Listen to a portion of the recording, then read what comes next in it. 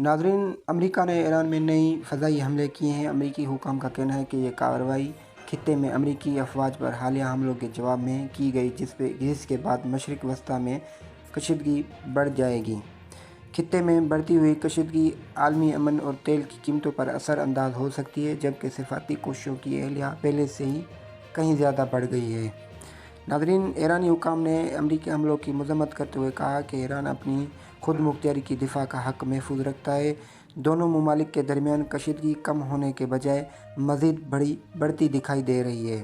اگر دونوں ممالک کے درمیان مذاکرات بحال نہ ہوئے تو پورے خطے میں امن استحکام بڑھنے کا خدشہ ہے۔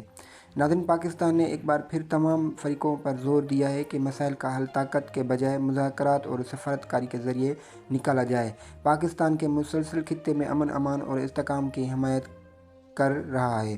پاکستان غیر جانبدار اور سفارتی کردار خطے میں امن کے لیے اہم سمجھا جا رہا ہے۔